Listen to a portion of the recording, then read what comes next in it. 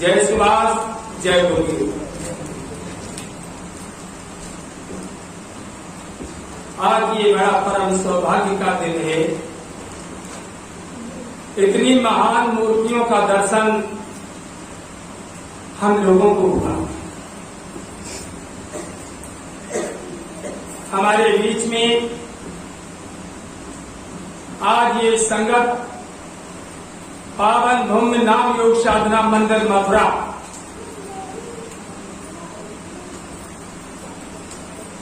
की जितनी भी संगत है, कहां है, कैसे रह रही है, किन विचारों में है, कोई क्या सोचता है, कोई क्या सोचता है, हम लोग उस बात से शंका का समाधान करने के लिए आप लोगों के बीच में पधारे।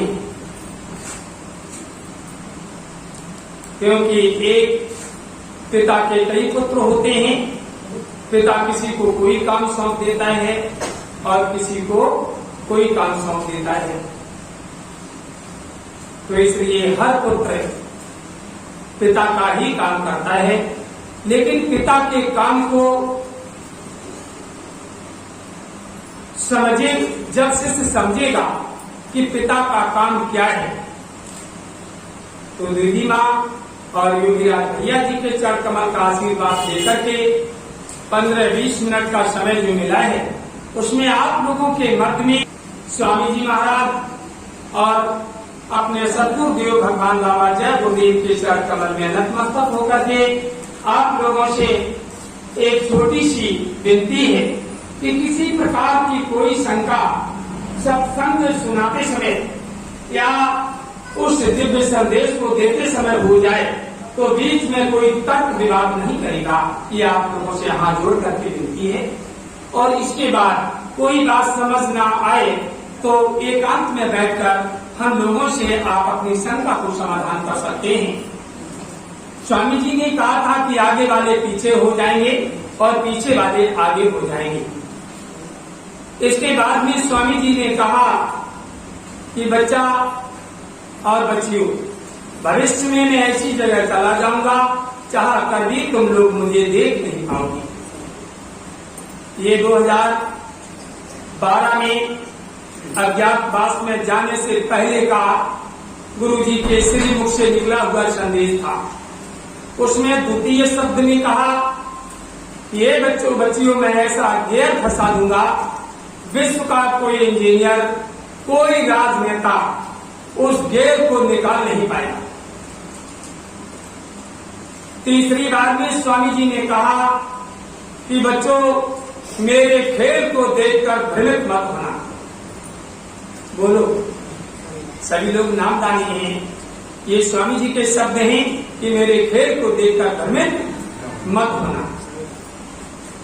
आज हमारी संगत भ्रमित हो गई, सबसे बड़ा अगर दुख है तो इसी बात का है और कोई बात नहीं। क्योंकि जिस माली ने बगीचा लगाया फल को, वो आज हमारा बगीचा जिसका अक्षय वट था, एक वृक्ष, उसकी टहनियां कट गई तो कितना दर्द हुआ, बहुत बड़ा दर्द हुआ। लेकिन ये बाप का बगीचा है, एक पिता का बगीचा है। माली बन के जिस समय वो मालिक सींचता है तो डालियां फिर चिल्ला दे जाती हैं, नई नई डालें तैयार हो जाती हैं और एक वृक्ष की पिंडी से वो चपक जाती है। इसलिए समय आ गया है, समय नजदीक है।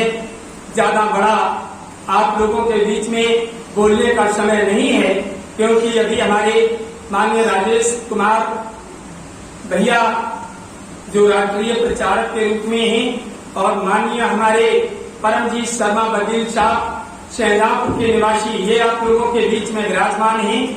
और माननीय हमारे श्याम किशोर भैया जी जो इसमें विराजमान हैं जिला शहजादपुर से, वो भी, और दीदी माँ जिला सीतापुर से, और मैं तो जिला कन्नौज से आया हूँ।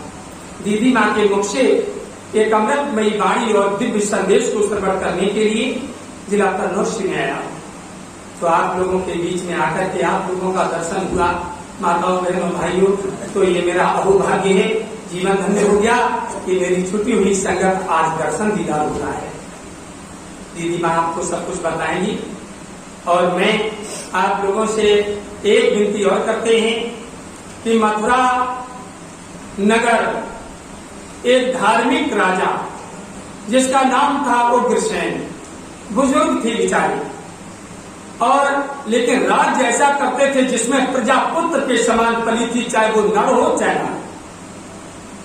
मैं बात तो द्वापर की करते हैं, लेकिन मुझे मथुरा में बाबा जय गुरुदेव महाराज की संगत में जब रहे थे तब की बात को तुम लोग याद करना कि कितने प्यारे वो हमारे धर्म गुरु के रूप में राजा थे, जो प्रजापुत्र के समान थी। कोई लड़ाई झगड़ा, कोई बुराई भलाई नहीं थी।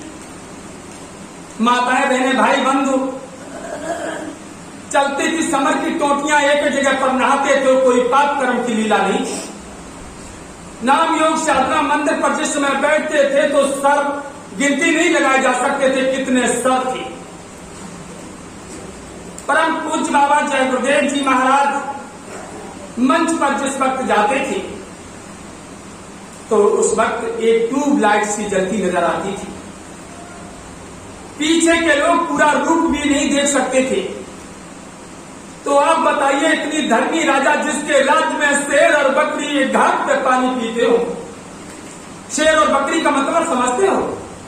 संत का मत लेकर के जो राज्य करता है, जैसे हरिश्चंद्र ने संत के मत को लेकर के राज्य किया, तो उनके राज्य में शेर और बकरी एक घाट पे पानी पीते थे। शेर बकरी का मतलब माताएं बहनें और भाई बहन सभी एक घाट पर स्नान करें तो समझ लो शेर बकरी एक घाट पे पानी पी रहे। तो ऐसे राजा थे हमारे मथुरा के, बिन तिलक के राजा थे। बड़े बड़े नेता मंत्री अधिकारी देशी और विदेशी उनके दीदार करने के लिए आते थे, स्वामी जी का दर्शन होता है। हम सभी लोग जानते हैं, क्योंकि आप ये मत समझिएगा कि मैं नामदानी नहीं, हम भी नामदानी हैं। यहाँ पर जितने लोग बैठे हैं नामदानी हैं। और मथुरा का दृश्य आंखों से देखा, 15-15 दिन, 20-20 दिन, महीने सेवा की, गलियां बटोरी, जहां पर अघान की सुधी का जो मेला लगता था, और माताएं बहनें भाई बंधु जो हमारी गंदगी कर देते थे जाने अनजाने में, उनको भी बटोरा है। तो ऐसी सेवा करने के बाद में आप लोग ये भी जानते हो कि उन्नति का पथ सेवा करना। सेवा महापुरुष की जो कर लेगा तो वो उन्नति के पथ पर जाएगा, उसका चेहरा जो वो हाईलाइट में जाएगा। इसलिए उन्नत का पथ केवल सेवा करना। लोग तो बड़े नामदान लेने वाले थे ना, जिन्होंने गन्ना बिस्ता हुआ देखा, जिन्होंने गुरु महाराज की एक तो क्रिया को देखा कि इसमें तो खजाना भरा है, जाने क्या क्या है, तो जाने कितने गुरुमुखी लोग मनमुखी हो गए, गुरुमुखी लोग जाने कितने मनमुखी हो गए। तो ऐसे धर्मी परम बाबा संत जय गुरुदेव महाराज की में व्याख्या करते हैं कि उग्रसेन राजा थे मथुरा के। लेकिन उसमें विदेशियों ने देखा कि इतना अच्छा राज्य जिसमें शेर बकरी घाट पे पानी पीते हो, वो धर्म और सत्य का मार्ग, एक महात्मा बहुत ऊंचा है। तो राजा उग्रसेन की एक महात्मा ने गिनती थी, लेकिन उनके कुल में देखिए किस तरीके से तब का राज्य और राज का नरक फैल जाता है। नरक कैसे फैला? उसमें एक लड़का अवतरित हुआ उनके कुल में, जो उग्रसेन की औलाद नहीं था, लेकिन वो एक राक्षस की औलाद था। उसकी रानी पवनरेखा के साथ में धोखा हुआ। उग्रसेन का भेष बना करके, बिल्कुल वही भेष बना लिया जो था राजा। तो हमारे मथुरा में जो अभी हमारे परम पूज्य स्वामी जी महाराज थे, वैसा ही भेष बना लेते हैं लोग कई। उसके बारे में कोई चर्चा नहीं की जाएगी। क्यों? दीदी जी ने मना किया है, किसी की कोई बुराई और किसी की भलाई की बात नहीं होगी। केवल सत्संग, आध्यात्मिक तौर पर सत्संग दिया जाएगा। और ये 2 पटल का मंच है कि आध्यात्मिक क्रांति जिंदाबाद और वैचारिक क्रांति जिंदाबाद। इसलिए गुरु जी की बात को याद करो कि किताब में लिखा था, बच्चों ने अगर बात नहीं मानी, नेता मंत्रियों ने बात नहीं मानी, तो अकस्मात वैचारिक क्रांति खड़ी हो जाएगी। तो ये वैचारिक क्रांति जिंदाबाद, विचारों की लड़ाई है। हमारे विचार आप लोगों को पास आएंगे, या हमारे विचार आप लोगों को गढ़ जाएंगे, या हमारे विचार आप लोगों को सत्य मालूम पड़ेंगे, तो आप आशीर्वाद दोगे और अच्छा भी बताओ। लेकिन अगर ये दिव्य संदेश हमारी दीदी माँ का आप लोगों को पास नहीं आया, तो आप लोग भला बुरा मत कहना, हम लोगों को आराम से मिलाना। सभी लोग अपने 2 भाई हैं, एक परिवार है, कोई अलग अलग नहीं। तो बताइए, वहां एक राक्षस की औलाद पैदा हो गई जिसका नाम कंस रखा गया, और मगध मथुरा से अलग था मगधदेश। उसने सोचा कि मथुरा पर कैसे कब्जा किया जाए, तो अपनी दो बेटियां उसने गए। एक का नाम था अस्थि, एक का नाम था प्राप्ति।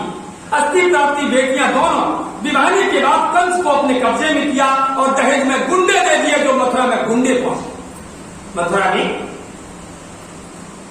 जरासंध के भेजे हुए थे, अपनी बेटियों के साथ दहेज में दे दिए उसने। उग्रसेन का राज अच्छा देखा तो उस पर भी उसने सोचा एक विदेशी का कब्जा किस तरीके से उत्तर प्रदेश में होता है। कुछ इसमें राजनीतिक तौर पर बात आ रही है, इसमें भी आप लोग भ्रमित मत होना। तो मथुरा पर पुनः अपना कब्जा करने के लिए अपनी लड़कियों की शादी में कंसराज के साथ में दहेज में उन्होंने गुंडे भेज दिए कि जाओ किसी तरह से कंस को बहकाओ और बहका करके समझा करके अपनी नई रीत बना करके उग्रसेन को जेल में डाल दो या खत्म कर दो। जब वो खत्म हो जाए तो कंसराज के हाथ में राज्य चला जाएगा। इसके बाद में मथुरा के मंडल पर चारों तरफ मेरा राज्य होगा, मैं जैसा चाहूंगा वैसा करूंगा। मगधदेश पर कब्जा अभी तो केवल मगधदेश पर है और मुझे मथुरा पर भी कब्जा करना है। ये बात धीरे धीरे एक धुएं की तरह सुलगती रही और उसी जेल के अंदर उग्रसेन महाराज को डलवा दिया। द्वापर में तो जेल में डलवाया था, लेकिन इस कलयुग में क्या होगा आप लोग जानिए। कलयुग में क्या होगा, वो तो जेल में डाल दिया था, चलो जेल में पड़े।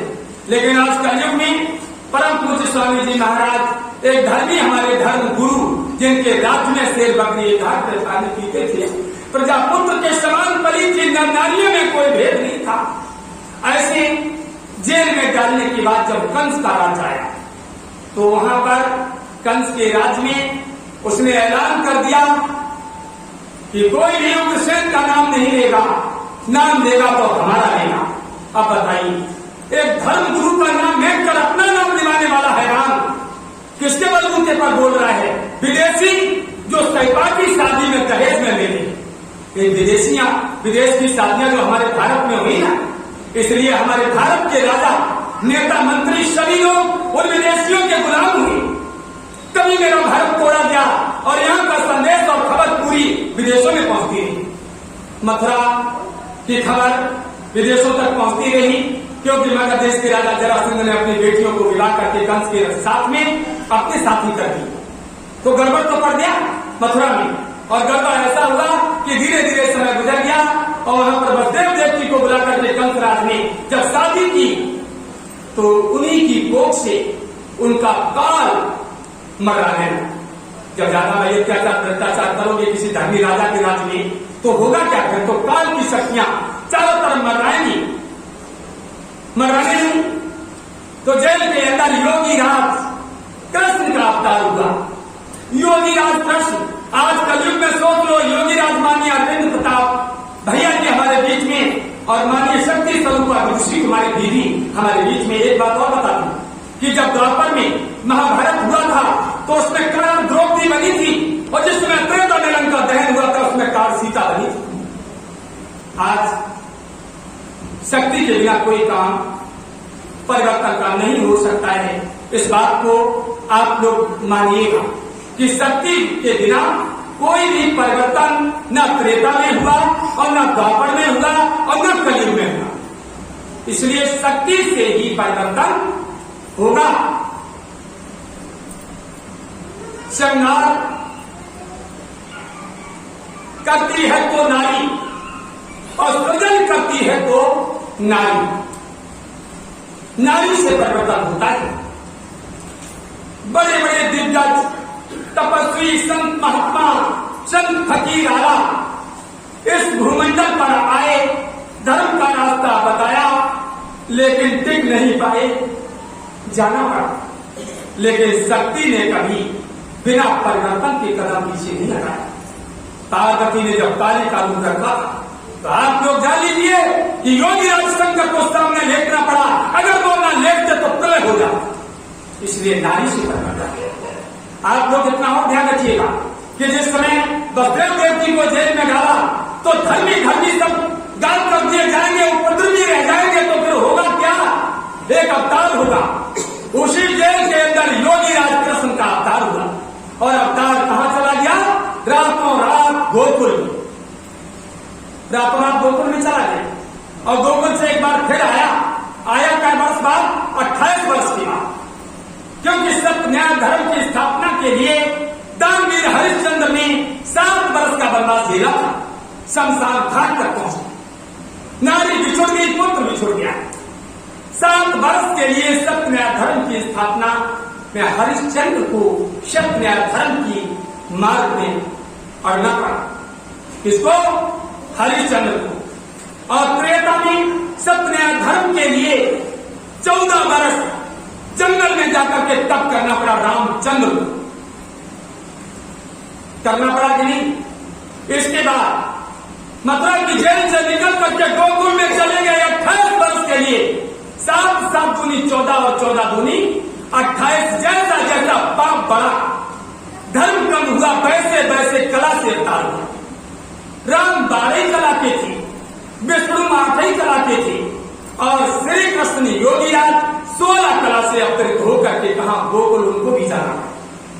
चले गए गोकुल, और जब गोकुल चले गए तो 28 वर्ष तक कोई भी गुरु अवतारी शक्ति जब भूमंडल पर आती है तो उसे राजकाज में नहीं फंसाती है। इस बात का ध्यान रखना। नहीं तो नेताजी सुभाष चंद्र बोस ने अपनी आजादी हिंद फौज के द्वारा अंग्रेजों के छक्के छुटा दिए थे। भारत देश जो ऋषि मुनियों का था, माताएं बहनें पतिव्रता थी, लोग शाकाहारी थे, बूचर खानी और तबाक के कोटे दारू के ठेके चलवा करके मेरे देश भारत को किस तरीके से तोड़ा गया, ये अंग्रेज भी जानते होंगे। और मेरे देश के ऋषि मुनियों का देश भारत है, इसलिए ऋषि मुनि महात्मा संत अपनी योग साधना सवेरे यज्ञ तप जप किया करते थे। अंग्रेजों ने सोचा कि भारत सोने की चिड़िया है, पहले तो व्यापार करने आए, बाद में राज्य को स्थापित कर दिया। और संत महात्माओं के देश में जब गुंडे राज करेंगे, बंगाली राज करेंगे, माताओं बहनों की निद्रा करेंगे, हमारे पूर्वजों को गुलाम बना के रखेंगे, तो फिर शक्ति अवतार लेगी कि नहीं? बोलो, शक्ति अवतार लेगी। लेकिन गुरुओं की उस समय पेश नहीं जाती है। अगर विश्वामित्र वशिष्ठ की पेश चली जाती तो राम को नहीं जन्म लेना पड़ता। अगर संदीपन गुरु और दुर्वासा की पेश चलती तो कृष्ण को जन्म नहीं लेना पड़ता। इसलिए कोई न कोई अवतारी शक्ति को जब अवतार लेना पड़ता है जब गुरुओं की पेश नहीं जाती। हमारे भूमंडल पर पहले संत के रूप में गुरु आते, ये ध्यान रखिएगा। तो पहले कौन आए? द्वापर में तो संदीपन, जिन्होंने गुरुकुल में विद्या पढ़ाई थी योगी राज कृष्ण को, ये आध्यात्मिक क्रिया थी। और जब कृष्ण को महाभारत करने के लिए, युग परिवर्तन के लिए पाठ पढ़ाया तो दुर्वासा मुनि ने राजनीति का पाठ पढ़ाया। कितने गुरु थे? कृष्ण के 2। और त्रेता में राम को लंका पर चढ़ाई करनी थी, क्योंकि अत्याचार भ्रष्टाचार को मिटाना था। इसलिए राम तिलक के समय राम को 14 वर्ष का वनवास दिया गया। क्यों? इसलिए क्योंकि राज तिलक अगर हो जाएगा अवतारी शक्ति का तो फिर परिवर्तन कम करेगा। और अवतारी शक्ति कोई भूमंडल पर आती है तो राज्य में वो नहीं रहती है, क्योंकि राजकोष, सेना, शासन, नौकर चाकर, भोग वास त्याग करके वो जंगल में इसलिए भेजी जाती है कि तुम जाकर के साधना करो। और साधना से शक्तियों को अर्जित करने के बाद तुम सत्य न्याय धर्म की स्थापना के लिए आए हो, अन्याय के खिलाफ लड़ने के लिए आए हो, तुम दुराचार भ्रष्टाचार को मिटाने के लिए आए हो, तो जाओ। तो ये शक्तियां जंगल में भेज दी जाती है, वनवास हो जाता है। आज हमारे योगी राज और माननीय विदुषी कुमारी संगीता शर्मा एक जंगल में पड़ी हैं, जहां पर कोई बसेरा नहीं, गोमती माता के किनारे निकट, वहां पर झाड़ियों को, जंगलों को साफ करवा करके ऐसी देवी माँ ने एक रमणीक स्थल बनाया है, जिस स्थल का नाम है सत्योम जय गुरुदेव सतयुग तीर्थ। वहां पर एक धर्म ध्वजा 6 फुट गहराई से शिलान्यास लगा करके भैया दीदी ने बहुत ऊंचा गढ़ाया है, जिस ध्वजा में लिखा है युग परिवर्तन सतयुग स्थापना महायज्ञ। ये कौन सा यज्ञ है? बोलो। 3 यज्ञ तो स्वामी जी कर चुके थे, ये यज्ञ होगा 4था, जिसका नाम है 4था महायज्ञ। इस 4थे महायज्ञ में 1001 हवन कुंड और 90 दिन यज्ञ चलेगा। बड़े बड़े अद्भुत सिद्ध पुरुष महात्मा आएंगे, एक एक हवन कुंड पर 10-10 माह महल लोग बैठेंगे। भाई बहन और माताएं मिला करके 10-10 लोग एक हवन कुंड पर बैठेंगे, जिनके बीच में एक संत होगा जो मंत्रोच्चार करेगा। सुबह 4 घंटे, 4 घंटे शाम, 8 घंटे आहुति पड़ेगी 90 दिन। और वो धर्म ध्वजा जो लगा है, जैसे जैसे फहराएगा वैसे वैसे स्वामी जी ने कह दिया है कि राजनीति में भारी उठापटक होगा, नेता मंत्रियों की बुद्धि खराब हो जाएगी, डॉक्टर लोग लाइलाज हो जाएंगे, बीमारी भयंकर रूप धारण करेगी, मरीज को छूने से डॉक्टर कतराएगा, अस्पतालों में कहीं ऐसा वक्त ना आ जाए तो ताला लगा करके डॉक्टरों को भागना पड़े। अपने ही घर का सदस्य अपनी ही मिट्टी को नहीं छुएगा, ऐसा वक्त आ जाएगा, एक संकेत होगा, उसमें हथौड़ी पड़ेगी। फिर लिखा है स्वामी जी की कलम से कि फिर हथौड़ा पड़ेगा और नहीं माने लोग नेता मंत्री को घन भी पड़ेगा। तो अभी तो केवल मेरे अंदाज से हथौड़ी पड़ी पहले, और जरा तो लॉकडाउन ढीलो भाव तो बामे ने दारू चलवाई गई नेता मंत्रियों ने, नहीं देखा लोग मरेंगे कि जिएंगे। अरे घरदा की बीमारी, जानवर को डॉक्टर कह रहे 15 दिन पानी ना दियो, इंजेक्शन लगेगा, ये ठीक तो हो जाएगा, लेकिन तुमने पानी और चारा दे दिया तो फिर गड़बड़ हो जाएगा। इसलिए थोड़ा लॉकडाउन ढीला पड़ा था, उसमें एक दिन के अंदर करोड़ों की दारू मिली। तो बताइए, ये देश का राजा बूचड़खाने में चलवा करके गौ माता की हत्या करता हो, और जिस देश का राजा दारू के ठेके चलवा करके विदेशी पानी और नशे की गोलियों में मेरी पीढ़ी को मारता हो, वो मेरा राजा नहीं हो सकता। याद करो मथुरा के राजा को, जिसके राज्य में प्रजा पुत्र वध पली थी, वो राजा था। अब तो बड़ा मामला विचित्र हो गया, इतना आदेश नहीं है माता, मैं ज्यादा बोल गया, क्योंकि शक्ति चरणों की जितनी मिलती है उतना बोलता हूँ। सत्संग को ना तो बोला जा सकता है, ना तो लिखा जा सकता है, ना तो बखान किया जा सकता है, चाहे क्यों ना संसार के सारे वृक्षों की कलम बना लो और हम समुद्र की स्याही घोल लें, लेकिन गुड़ गुड़ कभी ना लिखा जाएगा और ना बोला जा सकता है। क्या करोगे? इसलिए वक्त थोड़ा है। मैं केवल एक पॉइंट की बात आप लोगों को बताने जा रहे थे। शंका को समाधान करने के लिए गेर पड़ा है और गेर निकलता नहीं। कोई इंजीनियर, कोई राजनेता तो नहीं निकाल पाएगा, अगर चाहे तो सत्संगी भाई ही निकाल सकता है। वैसे सत्संगी के अंदर इतना ध्यान और भजन, इतनी क्रिया अच्छी हो साधना की, तब वो इस गेर को निकाल पाएगा। बिना साधना भजन के गेर को निकालना हम तुम लोगों को भी मुश्किल पड़ जाएगा। इसलिए इस बात का ध्यान रखो कि जिस समय कंस अवतरित हो गया मथुरा में, अत्याचार फैल गया, भ्रष्टाचार फैल गया। क्यों? क्योंकि गुरु जी से कलयुग ने आकर के कहा कि बाबा जी तुम कलयुग में सतयुग लाने जा रहे हो, कलयुग में सतयुग तो नहीं आएगा। क्यों नहीं आएगा? मैं को लाते रहूंगा।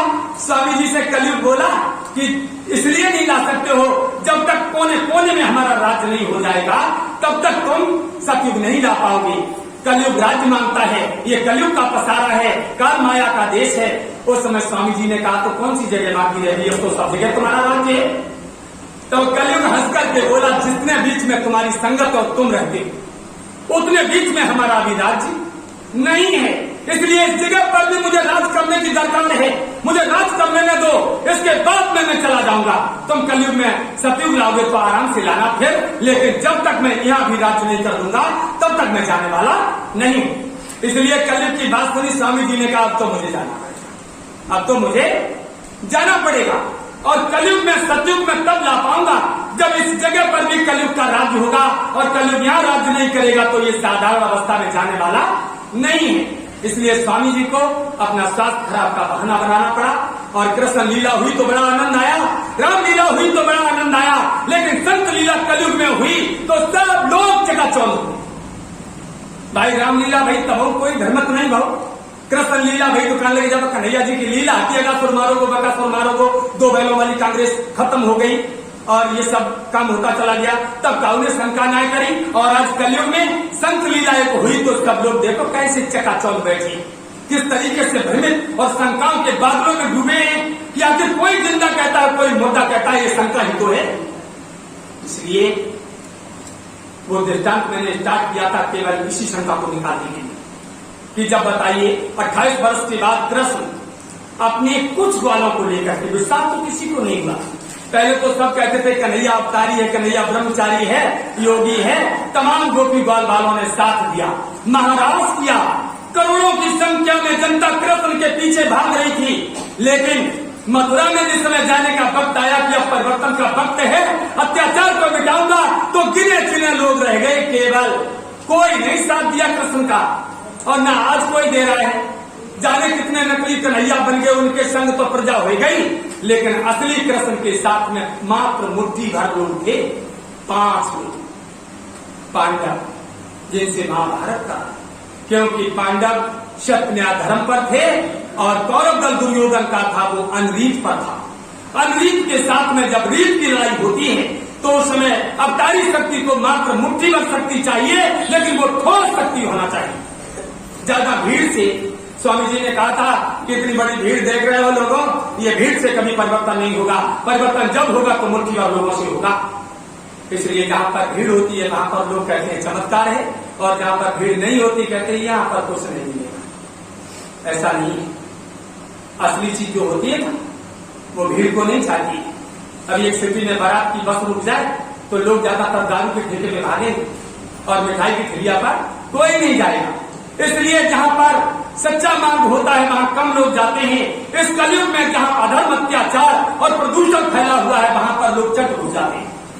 तो घुसो भाई, क्या करोगे? मुट्ठी भर लोगों से परिवर्तन है। सीता के स्वयं और में नाना भाग के राजा बैठे हैं और गुरु के साथ में 2 ही बालक बैठे हैं, राम लक्ष्मण। उनकी तरफ काउ की नजर न आए हैं। जाता हूं कि दिग्गज राजा बैठे बेधनुष को तोड़े और जो छोटी छोटी चरैया बैठी जे का तोड़े। इसलिए मुट्ठी भर लोगों के ऊपर किसी की नजर नहीं। आप लोग इस बात को समझो, ध्यान करो कि हमारी मुट्ठी भर संगत किस जगह पर कार्रवाई को आगे बढ़ा रही है।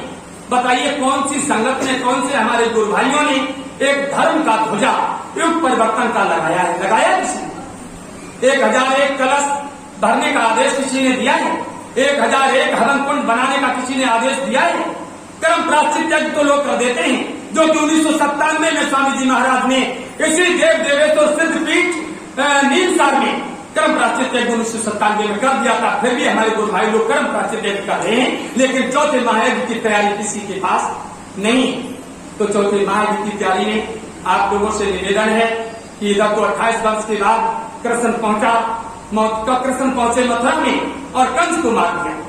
तो उस समय इनका जो ससुर था विदेशी मगध देश का जरासंध, उसने चढ़ाई कर दी कि मेरे दमान को किसने मारा है, मेरे दमान को किसने मारा है। तो उस समय चढ़ाई हुई और चढ़ाई में कृष्ण भगवान ने सोचा कि 15 बार इसको मैं राक्षसों को मार के भगा चुका हूँ, अब ये फिर आ गया 16वीं बार, तो इसको सबक सिखाना पड़ेगा। जब कोई महापुरुष के पीछे पड़ के राक्षस रह जाता है तो उस समय महापुरुष अपनी लीला को दिखाता है। लीला क्या दिखाई? योग लीला। कृष्ण भगवान पर्वत पर चढ़ गए और बलदाऊ को साथ में ले लिया, क्योंकि बिना बलदाऊ के काम भी नहीं होना था। राम चाहते अकेले में काम कर लूंगा, नहीं, लक्ष्मण को साथ लेना था। इसलिए कृष्ण भगवान अकेले नहीं पर्वत पर चढ़े, बलदाऊ की कलाई पकड़ के पर्वत पर चढ़ गए और कहा भैया देखो इसको मैं सऊर सिखाऊंगा। ये बार बार चढ़ता है ना, राक्षस लेकर के अपने दमान कंस का बदला हमसे चुकाए। अब वो अवतारी है, वो ब्रह्मचारी है, 16 कलाधारी है, उसको मारना चाहता है मगध देश का राजा। अरे कौन सी गोली बमबारूद बनी है जो उसको मार लेगी? गुरु जी ने कहा था कि महात्मा गांधी चूक के मैं चूकने वाला नहीं हूँ। कोई बम, परमाणु, हाइड्रोजन बम, कोई गोली भारत देश के अंदर तो क्या विदेशों तक किसी माई या लाल ने अपनी मां का दूध पिया हो तो मुझे गोली मार के दिखाए। महात्मा गांधी चूक के मैं चूकने वाला नहीं हूँ। ये कहा था स्वामी जी ने, जरूरत पड़ी तो 400 वर्ष मुझे क्यों न रहना पड़े, जो काम मैं करने आया हूँ वो काम करके जाऊंगा। अरे माताओं बहनों की चूड़ियों में हीरे जवाहरात जड़े नहीं और गुरु जी को लोगों ने भेज दिया। माताओं बहनों की लाज अभी बची नहीं और गुरु जी को लोगों ने भेज दिया। और इस तरीके से कलयुग में सत्य कभी आया नहीं और गुरु जी को लोगों ने भेज दिया। नाना बड़े शर्म की बात है, गुरु कभी मरता नहीं है, लोग शंका में डूब जाते हैं। विश्वामित्र ने सतयुग में हरिश्चंद्र का परीक्षण किया और वही विश्वामित्र त्रेता में रामचंद्र को लेकर के आजमगढ़ में अपनी यज्ञ को पूरा कराने गए। याद रखो, कहाँ सतयुग हरिश्चंद्र का परीक्षण और कहाँ त्रेता राम को लेकर के आजमगढ़ में पहुंचे जब मुनि विश्वामित्र ने अपना यज्ञ किया था। तो यज्ञ उनका बाकी था, राक्षस लोग पूरा नहीं होने दे रहे थे और कोई यज्ञ तो स्वामी जी का बाकी है। अब कृष्ण भगवान चल गए, वो तो अवतारी शक्ति थी मथुरा में, और जरासंध ने कहा तो डर गया। कहा से गुरु जी जा काटते कि बच्चों सूरज पूरब से पश्चिम में निकल आया। तो हमारे संगत के जिम्मेदारों ने समझा कि गुरु जी पागल हो, क्योंकि उस समय उनको जाना था, कलयुग वास कर चुका था। उस समय गुरु जी ने कहा कि 60 हाथ गहरे में गाड़ी जा रही है, तब एकदम जिम्मेदारों ने समझा गुरु जी बिल्कुल पागल हो, लेकिन उनको निकलना था, इसलिए श्वास भरा और अटपेटी बातें करने लगी थी और ले गए वेदांत अस्पताल दिल्ली का वृत्तांत हमारे राजेश भैया बताएंगे भी। और मैं तो केवल इस बात से विराम देना चाहता हूँ, यहीं से बात को अपनी विराम दूंगा कि जरासंध ने, मगध देश के राजा ने, जब कृष्ण को जलाने के लिए अपने राक्षसों से कहा पर्वत को घेर लो चारों तरफ से जिस पर ये चढ़ा है और लगा दो आग, तो आग लगा। सब लोग जानते हैं, अगर तुम लोगों ने गीता, रामायण, भागवत को सिर माथे रखा स्वामी जी ने, उसको पढ़ा हो तो उदाहरण के रूप में आप जान लो जरासंध ने आग लगाई कि नहीं लगाई? आग लगाई किसको जलाने के लिए? योगीराज कन्हैया। वो अवतारी थे और मथुरा में उनकी बड़ी राजसी संगत थी और उस मथुरा में जरासंध को सबक सिखाने के लिए उन्होंने बहाना बनाया और पर्वत पे चढ़ गए। जब 16 बार सेना को परास्त कर सकते थे तो क्या वो डर जाते? डरते नहीं, लेकिन उन्हें मथुरा से निकलना था, क्योंकि जिस परिवर्तन के लिए वो आए थे वो काम उन्हें करना था। इसलिए पर्वत पे चढ़ गए और जरासंध ने सोची जी तो डर गया, पागल हो गया हमारी सेना को देखकर, तो इसने आग लगा दी। आग लग गई, आग आसमान चूम रही थी। वृंदावन गोकुल खाने के लोग, मथुरा के लोग कह रहे थे कि कृष्ण तो जल के भस्म हो गया, कृष्ण तो जल के भस्म हो गया। अब क्या करें? अब तो ये चहका मच गया कि जला दिया गया, वो खत्म हो गया। और इधर कृष्ण कूद गए पीछे, इधर मामला उलझन में पड़ गया और उन्होंने योग माया को बुलाया, कहा जाओ मेरे लिए कोई नगरी का निर्माण करो जहां पर रह करके मैं दुष्टों का दमन, अत्याचार, भ्रष्टाचार को मिटाना चाहते हैं। एक महाभारत की रचना करूंगा। तो द्वारिकापुरी माया रूपी नगरी बसाई थी कृष्ण। अगर वो जल गए होते, मर गए होते तो द्वारिका किसने बसाई? बोलो, अगर वो जल गए थे, मर गए थे, जरासंध ने खत्म कर दिया था, गोकुल वृंदावन के लोग चौंक गए थे, शंका में पड़ गए थे, तो महाभारत किसने की? परिवर्तन के लिए जो शक्ति आती है वो परिवर्तन करके ही जाती है। बस इन्हीं शब्दों के साथ में अपनी वाणी को विराम देते हैं। 10, 15, 20 मिनट का समय जब मिलता है तो 5 ही 2 मिनट इधर उधर हो, नहीं तो गड़बड़ हो जाएगा। आप सभी लोग प्रेम से बोलिए जय गुरुदेव, जय गुरुदेव। नाम किसका? प्रभु का पावन नाम सत्य ओम। नाम किसका? सत्य ओम। नाम सत्पुरुष का, सबका मालिक सत्पुरुष। तो सभी गुरु भाई बहनों को निवेदन है हाथ जोड़ करके, अगर बोलते समय इस बालक से कोई गलती हो गई हो और अपनी दीदी माँ से विनती करते हैं